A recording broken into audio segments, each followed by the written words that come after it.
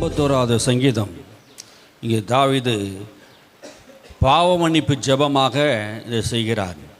இவன் தாவீது ராஜாவாக இருந்த நாட்களிலே யுத்தத்துக்கு போகாமல் உப்பகரையில் நின்று யுத்தம் செய்ய போகாமல் வீட்டுக்குள்ளே சும்மா இருந்ததினாலே அவன் உப்பகரையிலிருந்து பட்சபால் என்கிற உரியாவினுடைய மனைவி மேலே இச்சித்து அவன் செய்த பாவத்தின் நிமித்தம் அந்த பாவத்தை நாத்தான் என்கிற தீர்க்கதரிசி உணர்த்தின போது தாவீதுடைய தவறை உணர்ந்து தேவனிடத்திலே மன்னிப்பு கேட்கும்போது ஒரு பாடல் தான் இந்த பாடல். இந்த பாடல் நீங்கள் கவனிக்கும்போது தேவனே எனக்கு தன்னுடைய வாழ்க்கையில் பாவம் உணர்கிறான். உணர்த்தின உள்ளத்திலே அந்த பாவத்தை உமது கிருமைப்படி எனக்கு என்ன பண்ண இறங்க உமது இறக்கங்களின்படி என் மீறுதலை என்னை சுத்திகரிங்க. அப்போ மீறுதலை நம்முடைய பாவங்களை மன்னிக்கிறது என்று இங்கே தாவீது உணர்ந்து சொல்றார். அக்கிரமங்கள் எல்லாம் என்னை முற்றிலும் கழுவி சுத்திகரியும். அக்கிரமம் தான் என் வாழ்க்கையில் எல்லாவற்றையும் கழுவி என்னை சுத்திகரியும் அப்படின்னு சொல்றார். மனிதனுடைய வாழ்க்கையில் பாவம் இல்லாத போகாது. சில நேரத்தில் நம்முடைய வாழ்க்கையில் அப்படி இடரும் போது தாவீது உணர்ந்து ஜெபித்தது போல நாம் என்ன பண்ணணும்? ஜெபிக்கணும். ரட்சிக்கப்பட்ட நாளிலிருந்து இதுவரைக்கும் நான் பாவமே செய்யல என்று எந்த ஊழியரும் சொல்ல முடியாது, எந்த விசுவாசியும் சொல்ல முடியாது. வாழ்க்கையில் பல விதமான சோதனைகள் வரும்போது அவர் இடறி விழுவார்கள். ஆனால் ஆவியானவர் உங்களை உணர்த்தும் போது தன்னுடைய பாவங்களை அறிக்கை வாழ்வடைவான். இங்கு தாவீது தன் பாவத்தை அறிக்கையிடுகிறதுனாலே அவன் வாழ்வடைந்தான் என்று பார்க்கிறோம். தாவீதை தான் ஆண்டவர் சொல்றார், என் இருதயத்துக்கு ஏற்ற நேசனா இருந்தான், என் உள்ளத்தை கவர்ந்தவன் சொன்னான். தாவீதோடு வாழ்க்கை இருந்தாலும் குற்றம் இருந்தாலும் கொடுக்கிறவனா இருந்தான். தேவனுடைய பலத்தை சார்ந்தவனா இருந்தான். தேவனுடைய கிருபையை சார்ந்தவனா வாழ்கிறான். நாம் எல்லா சூழ்நிலையிலும் யாரை நாம் நம்ப வேண்டும் என்றால் கர்த்தரையே நம்ப வேண்டும். கர்த்தருடைய கிருபையை நாம் சூழ்ந்து கொள்ள வேண்டும். என் மீறுதலை நான் அறிந்திருக்கிறேன், என் பாவங்களை நான் பாவங்கள் மாறா என்னை சுத்திகரியும். என் மீறுதலை நான் அறிந்திருக்கிறேன், என் பாவம் எப்போது எனக்கு முன்பாக இருக்கிறது. என் மீறுதலை நான் அறிந்திருக்கிறேன், நான் என்ன தப்பு செய்தேன் என்பதை நான் அறிந்திருக்கிறேன். நம்ம அதை உணர்றோமா?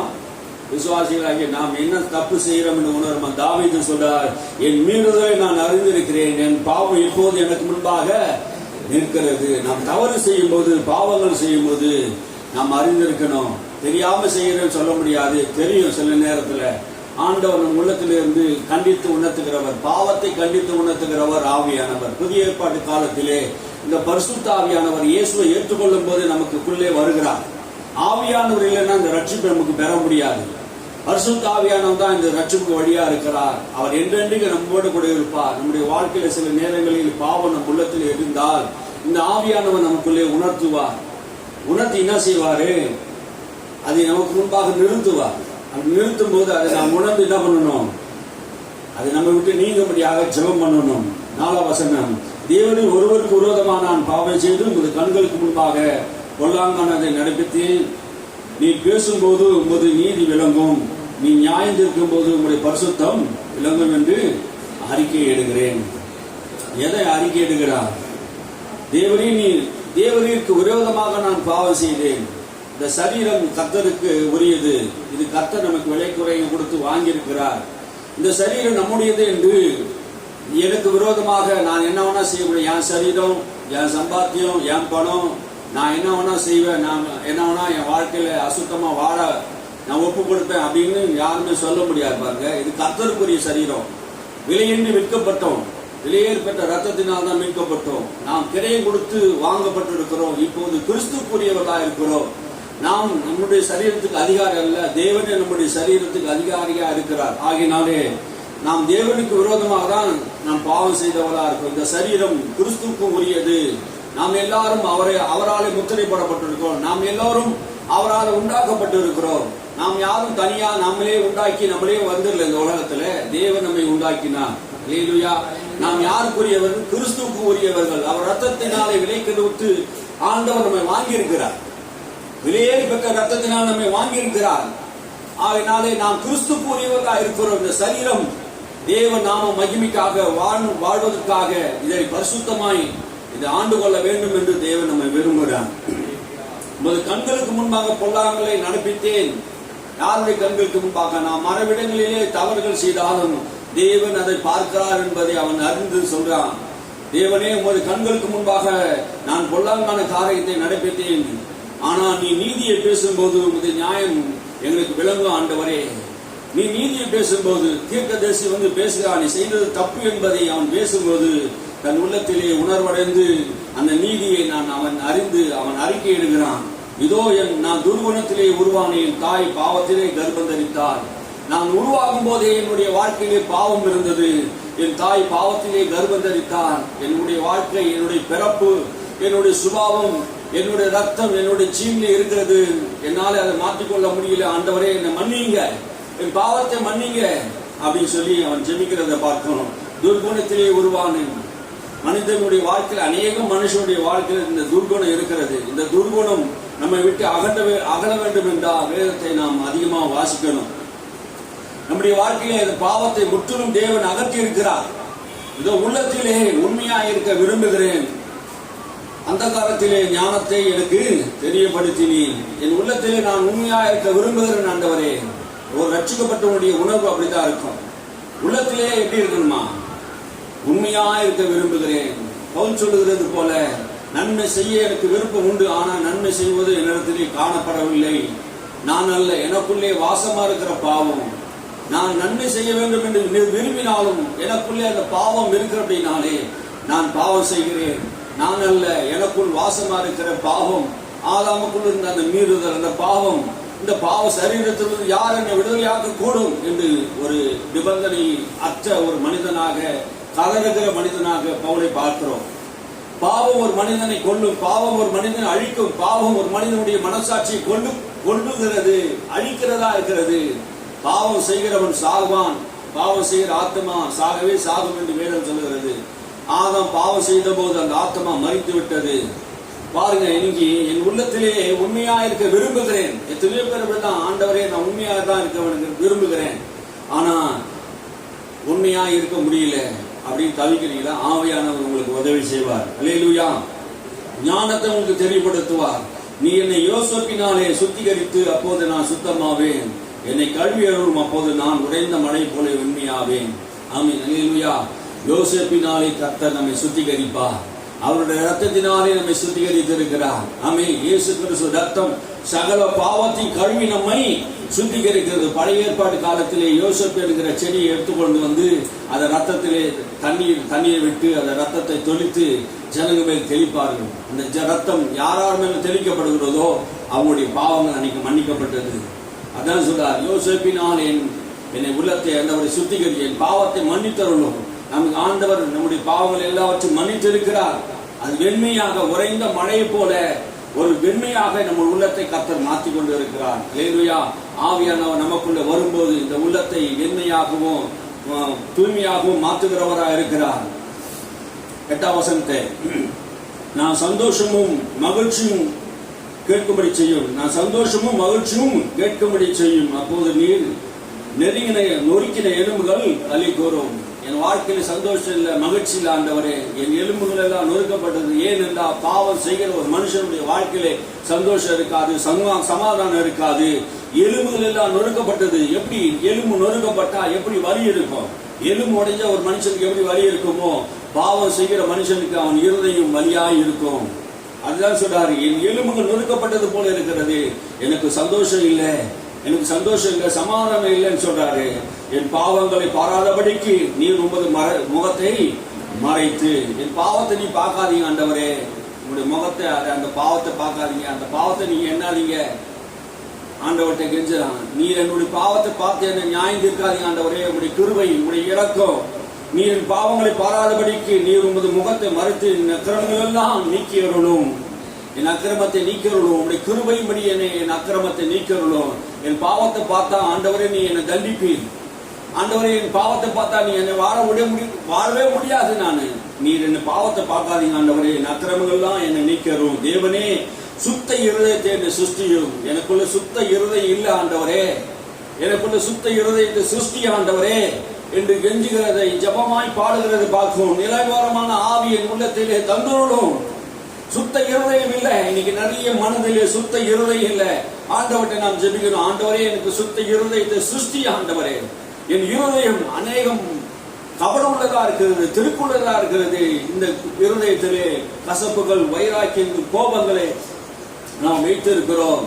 சபையானது, சபை மக்களானவர் நம்ம அப்படியேப்பட்ட குணங்களோடு கூட இருக்கக்கூடாது. தாவீதை போல உணர்வு அடைந்து மற்றவர்கள் செய்கிற குற்றங்களையும் நாம் மன்னிக்கிறோம். நம்முடைய தவறுகளும் வரும்போது ஆண்டவரிடத்தில் போய் என்னை புது சிருஷ்டியை மாற்றுங்க ஆண்டவரே, என் இருதயம் சுத்திகரிக்கப்படட்டும், நிலைவரமான ஆவி எனக்கு தாங்க ஆண்டவரே. பரிசுத்தாவியான் வந்து போகிற அந்த நிலை இருக்கக்கூடாது. என் வாழ்க்கையில பரிசுத்தாவியானவர் தங்கி நிலைவரமா இருக்கணும். அல்லேலூயா. என் வாழ்க்கையில பரிசுத்தாவியானவர் எப்போது இருக்கணும். துக்கப்பட்டு என்னை விட்டு போயிடக்கூடாது. நிலைவரமான ஆவி எனக்கு தந்தோம் என்று பழைய ஏற்பாட்டில் வாழ்ந்த தாவீது தன் வாழ்க்கையிலே கெஞ்சுகிறான், தேவனை நோக்கி கெஞ்சுகிறான். சுத்த இருதயம் வேண்டாம் ஆண்டவரே. சுத்த இருதயம் உள்ளவருக்கு கர்த்தர் துணையா இருக்கிறார். சுத்த இருதயம் உள்ளவனுக்கு தேவன் தம்முடைய வல்லமை வெளிப்படுத்த விரும்புகிறார். பூமி எங்கும் அவர்கள் கண்கள் உலாவிக் கொண்டு இருக்கிறது. சுத்த இருதயம் உள்ளவர்களை ஆண்டவர் உன் இருதயத்தை தான், நான் உன்னை அதை சுத்தமாக்குறேன் என்று சொன்னார். ஒவ்வொரு பிள்ளைகளையும் ஆண்டவர் இருதயத்தை சுத்தம் பண்ணுகிறவரா இருக்கிறார். துணியில கரைப்பட்டா சோப்பு போட்டா போயிடும். ஆனா இருதயத்தின் கரைகளை இயேசு கிறிஸ்து ரத்தமும் தேவ வார்த்தையினாலே நம்மை சுத்திகரிக்கிறார். அல்லேலூயா. இப்போது அவர் சுத்தமா இருக்கிறார் என்று இயேசு சொல்றாரு. நாம் தேவனுடைய வார்த்தையினாலே நாம் ஒவ்வொரு நாளும் வாசிக்கும் போது பெருவையா பட்டணத்தார், தெசலோனிக்க பட்டணத்தார் ஒவ்வொரு நாளும் வேத வசனத்தை வாசித்ததினாலே இருதயம் சுத்தமாக்கப்பட்டார்கள். நாளுக்கு நாள் அவர்கள் தேவனை அறிகிற அறிவிலே வளர்ந்தார்கள். ஆமென். சிறந்த குணசாலிகளாக மாறினார்கள். எந்த மனிதன் தேவ வார்த்தையை தினமும் வாசிக்கிறானோ அவன் சுத்த மனிதனா மாறிவிடுவான். நான் உமக்கு விரோதமா பாவம் செய்யாதபடிக்கு உம்முடைய வார்த்தையை இருதயத்தில் வைத்து வைத்தேன் என்று தாவீது சொல்றான். தன் வாழ்க்கையில பாவத்தை உணர்ந்த போது இதுக்கப்புறம் அவன் உணர்றான், நான் கடவுளுக்கு விரோதமா பாவம் செய்தது உண்மைதான், ஆனா இனிமேல் நான் பாவம் செய்ய மாட்டேன். ஏன் என்றால் கர்த்தருடைய வார்த்தையை இருதயத்தில் வைத்து வைத்தேன். அல்லேலூயா. எந்த மனிதன் கர்த்தருடைய வார்த்தை இருதயத்தில் வைக்கிறானோ அவன் பரிசுத்தமாய் வாழ முடியும். அல்லேலூயா. உமது சமூகத்தை விட்டு என்னை தள்ளாமலும் உமது பரிசுத்த ஆவியை என்னிடத்தில் எடுத்துக்கொள்ளாமலும் இரு. ஆண்டவரே, உடைய சமூகத்திலிருந்து என்னை தள்ளிவிடாதீங்க, உடைய பரிசுத்த ஆவியை என்னிடத்தில் எடுத்துக்கொள்ளாதீங்க ஆண்டவரே என்று கெஞ்சுகிறான். தேவ சமூகம் அவனுக்கு இடைவிடாம தேவ சமூகத்தை தாவீது கிட்டத்தட்ட டெய்லியும் தேவனை ஆராதிக்க இரவும் பகலும் உடைய வேதத்தை நான் தியானித்துக் கொண்டிருக்கிறேன். உம்முடைய சமூகத்தை விட்டு என்னை தள்ளாதீ ஆண்டவரே. கர்த்தர் எனக்கு முன்பாக எப்போது நான் வைத்திருக்கிறேன். தேவ சமூகம் தான் அவனுடைய வாழ்க்கையா இருந்தது. அவன் தேவனை தேடுகிற ஒரு மனிதனா இருந்தான். நீ என் கோட்டை, நீர் என் தேவன், நான் நம்பி இருக்கிறவன், என் ரட்சகர், என் மீட்பர் என்று ஒவ்வொரு நாளும் சொல்லுவான். கர்த்தர் என் வலது பக்கத்தில் இருக்கா, என் இடது பக்கத்தில் இருக்கிறா, என் முன்னையும் இருக்கிறா, பின்னையும் இருக்கிறா, எப்பக்கத்தையும் என்னை சூழ்ந்து இருக்கிறார். நான் கடலுக்கு அண்ணால போனாலும் அங்கே இருக்கிறா, பாதாளத்தில் படிக்கப்பட்டாலும் அங்கே இருக்கிறா. தேவன் எப்போது என்னை சூழ்ந்து இருக்கிறார் என்று தாவீது உணர்கிறான். அல்லேலூயா. உம்முடைய பரிசுத்த ஆவியை என்னிடத்தில் எடுத்துக்கொள்ளாதீங்க ஆண்டவரே. உம்முடைய நல்ல பரிசுத்த ஆவியானவர் எனக்குள்ளே தந்திருக்கிறீர். அந்த ஆவியானவர் என்னை செம்மையான வழியிலே நடத்துவா, அவர் என்னை நீதியின் வழியிலே நடத்துவா, அவர் உமக்கு பிரியமானதை எனக்கு செய்ய வைப்பார். இந்த ஆவியானவர் தான் நம்மை அந்த நீதியின் வழியிலே நடத்தக்கூடியவராக இருக்கிறார். சபையே, இன்னைக்கு தேவ பிரசன்னத்திலே நாம் வாழ்ந்து கொண்டு இருக்கிறோம். தேவ ஆவியானவரை பெற்றிருக்கிறோம். இயேசு கிறிஸ்து நாமத்தினாலே நமக்கு அந்த பரிசுத்த ஆவியானவர் கொடுக்கப்பட்டு இருக்கிறார். என்னைக்கு நீங்க இயேசுவை ஏற்றுக்கொண்டீங்களோ அன்னைக்கு பரிசுத்த ஆவியானவருடைய செயல்பாடு உனக்குள்ள வந்திருக்கிறது. அவர் உனக்கு உணர்த்தும் போது நீ அவருக்கு கீழ்ப்படியணும். ஆமென். அல்லேலூயா. இன்னைக்கு அநேக விசுவாசிகள் தேவனுக்கு கீழ்ப்படுகிறது இல்லை. கீழ்ப்படுகிறவர்களுக்கு தந்தோரப்படுகிற பரிசுத்த ஆவி என்று வேதம் சொல்கிறது. எந்த மனிதன் தேவனுக்கு கீழ்ப்படுகிறானோ அவனுக்கு ஆண்டவர் பரிசுத்த ஆவியின் வரத்தை தருகிறவரா இருக்கிறார். ஆண்டவரே, உம்முடைய ரட்சணியத்தை சந்தோஷத்தை எடுத்துக்கொள்ளாதீயும், சந்தோஷத்தை எடுத்துக்கொள்ளாதீங்க ஆண்டவரே. இன்னைக்கு நிறைய வாழ்க்கையில் பாவத்தினால் வருகிறது துக்கம், வேதனைகள், சந்தோஷம் இல்லை. பாவம் செய்கிறவனுக்கு சந்தோஷம் இல்லை, துன்மார்க்கனுக்கு சந்தோஷம் இருக்காது, அக்கிரமக்காரனுக்கு சந்தோஷம் இருக்காது. நான் வாழ்க்கையிலே சந்தோஷத்தை இழந்தவனாக ஆண்டவரே என் ரட்சணியத்தின் சந்தோஷத்தை தாரும். நீ என்னை ரட்சித்த போது, என்னை மீட்ட போது எனக்குள்ள இருக்க அந்த சந்தோஷம், அந்த ஆவி ஆண்டவரே அது நிலைத்திருக்கட்டும் ஆண்டவரே. உற்சாகமுள்ள ஆவி எனக்கு தாங்கும்படி உதவி செய்யும். உற்சாகமுள்ள ஆவி அல்லேலூயா. இன்னைக்கு நிறைய பேருடைய ஆவி உற்சாகம் இல்ல, சபைக்கு வருவதில் உற்சாகம் இல்ல, இயேசு பத்தி சொல்வதில் உற்சாகம் இல்ல, ஜெபிப்பதற்கு உற்சாகம் இல்ல, வேத வசனங்களை வாசிப்பதில் உற்சாகம் இல்ல, சுவிசேஷத்தை சொல்வதில் உற்சாகம் இல்ல. எனக்கு உற்சாகம் உள்ள ஆவியை தாங்க ஆண்டவரே, உமக்கு பிரியமா நடக்கிற ஒரு ஆவி எனக்கு தாங்க. அப்போது பாதகருக்கு உமது வழியும் உபதேசம் பண்ணுவேன், பாவிகளும் இடத்திலே மனம் திரும்பார்கள். ஒரு உற்சாகம் உள்ள ஆவி தாங்க. நான் ஆண்டவருக்கு இயேசுவுக்கு சுவிசேஷத்தை சொல்லுவதற்கு உற்சாகம் உள்ள ஆவி. அப்போதுதான் பாதகர்களுக்கு, இந்த உலகத்தில் மோசமான மக்களுக்கு நாம் இந்த சுவிசேஷத்தை சொல்லும் போது அப்போது பாவிகளும் இடத்திலே மனம் திரும்புவார்கள். தேவனிடத்தில் நான் பாவி, என்னுடைய வாழ்க்கையை நீ ஆண்டவரை உற்சாகப்படுத்தி என் வாழ்க்கையை சுத்திகரித்தா நான் உம்முடைய நாமத்தை பறைசாற்றுவேன். தேவனே, என்னை ரட்சித்த தேவனே, ரத்தப்படிக்கு என்னை நீங்களாக்கி விடும். அப்போது என் நாவு உம்முடைய நீதியை கம்பீரிக்கும். என் தேவனே, ரட்சித்த தேவனே, என் தேவனே, என்னை ரட்சித்த தேவனே, ரத்தப்படிக்கு என்னை நீங்களாக்கி விடும். இந்த தாவீது செய்த மிகப்பெரிய தவறு என்ன தெரியுமா? அந்த பத்சேபாளுடைய கணவன் ஊரியா, தாவீதுடைய நண்பனுக்குரிய மனைவியை அவன் கொள்ளையாடி திருடிக் கொள்வதற்காகவே அவன் செய்த காரியங்கள், திட்டங்கள் எல்லாம் பார்த்தீங்கன்னா அந்த ஊரியாவை போர்த்தளத்திலே கொலை செய்தான். குற்றமில்லாத அந்த ரத்தத்தை அவன் கொலை செய்ததினாலே அவன் உணர்கிறான், தேவனே என்னை ரட்சித்து, தேவனே ரத்தப்படிக்கு என்னை நீங்களாக்கி விடும். நான் செய்தது தப்புதான், நான் ஒரு கொலைகாரன் தான். ரத்தப்படி என்றால் என்ன? கொலைகாரன். நான் ரத்த வரி பிடிச்சவன். ஆண்டவரே, நான் செய்தது கொலைதான், என்னை மன்னிச்சிடுங்க ஆண்டவரே, ரத்தப்படிக்கு என்னை நீங்களாக்கி விடும். அப்போது என் நாவு உம்முடைய நீதியை விலக பண்ணும். அப்போதான் என் நாவு நீதியை விலக பண்ணு. நீ ரட்சித்து என்னை, என் பாவங்களை மன்னித்து, நான் கொலைகாரனா இருந்தேன், என் வாழ்க்கையை ஆண்டவர் மாற்றினார் என்பது நான் அப்போது நான் என்ன பண்ண உணர்ந்து உங்களுடைய நீதியை நான் உலகத்துக்கு சொல்லுவேன். ராஜாவாக்கினவர் நீதான் ஆண்டவரே.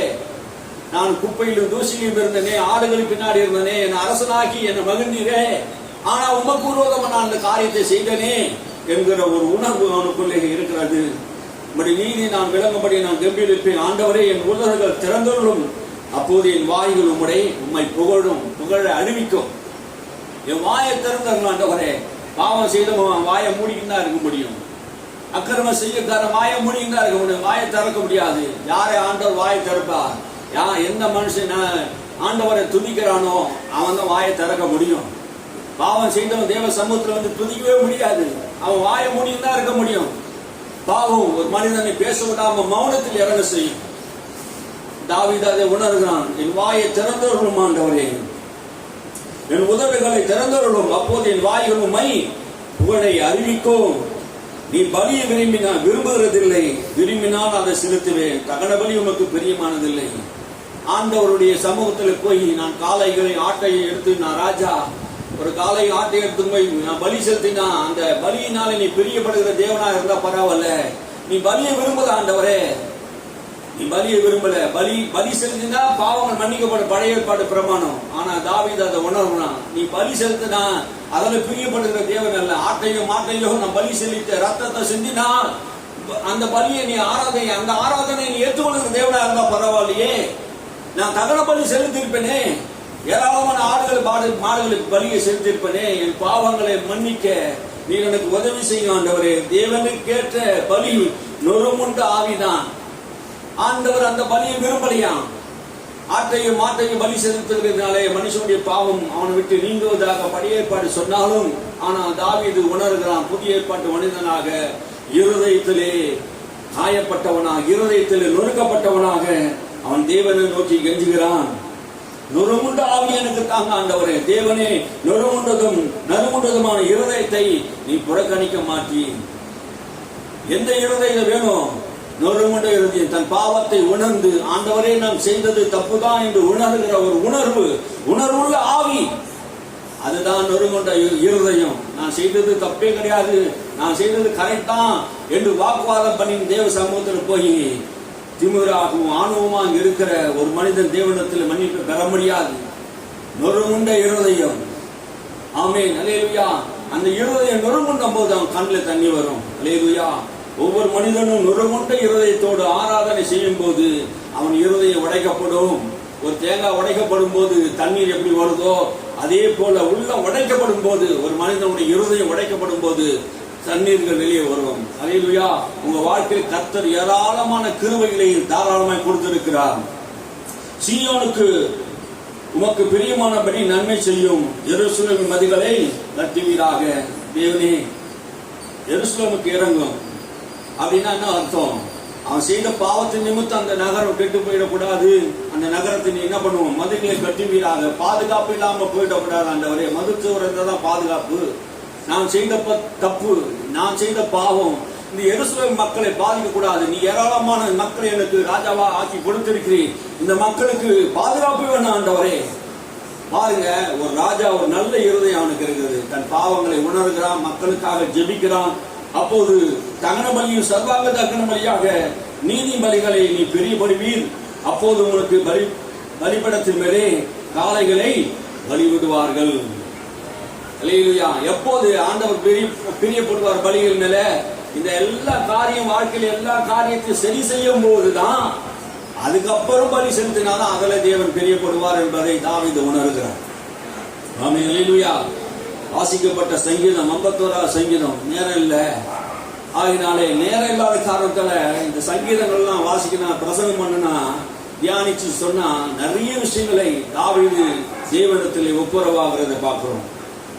பாவங்களை மறைக்கிறவன் வாழ்வடைய மாட்டான். அதை அறிக்கை செய்து தேவனிடத்திலே சேர வேண்டும். அல்லேலூயா. அதை விட்டு விடுகிறவன் தேவனிடத்திலே சேர்கிறான். நாம் பிதாவோடு குமாரனோடு ஆவியானவரோடு ஐக்கியம் கொள்வதற்காக அழைக்கப்பட்டிருக்கிறோம். நம்மை உண்மை உள்ளவன் என்றுதான் சொல்லிதான் நம்ம தேவன் அழைத்திருக்கிறார், ரட்சித்திருக்கிறார், ஆண்டவனை தெரிந்து கொண்டிருக்கிறார்.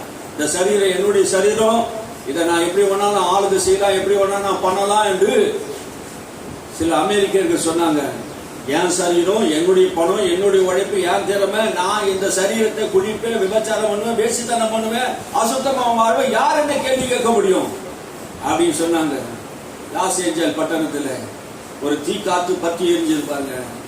பெரிய பெரிய கோடீஸ்வரம் பணக்கார ஒரே நாள்ல குப்பமேடுக்கு வந்தாங்க. என் சரீரம், என் உடம்பு, நான் என்ன வேணா செய்வேன், எப்படி வேணா தவறு செய்வேன். வாழ்ந்தவர் சோதம் குமார பட்டணம் அழிக்கப்பட்டது அக்கினியால். நோவா காலத்தில் அக்கிரமம் செய்தவர்களை தேவன் அழித்தார். நீ கவனிக்கணும், பாவம் செய்கிறவன் அதனுடைய பலனை நிச்சயம் அடைவான். ஆகினாலே தேவன் இரக்கம் உள்ளவரா இருக்கிறார், தேவன் கிருபை உள்ளவரா இருக்கிறார். தேவனிடத்திலே, தேவ சமூகத்திலே போய் ஆண்டவரே என்னை மன்னியுங்கள், இந்த ரட்சணியத்தை சந்தோஷத்தை எனக்கு திரும்பத்தாங்க என்று நாம் ஜெபிக்கணும். ஆமென். நல்ல உணர்வுள்ள இருதயத்தை சபைக்கு ஆண்டவர் தந்திருக்கிறார். அல்லேலூயா.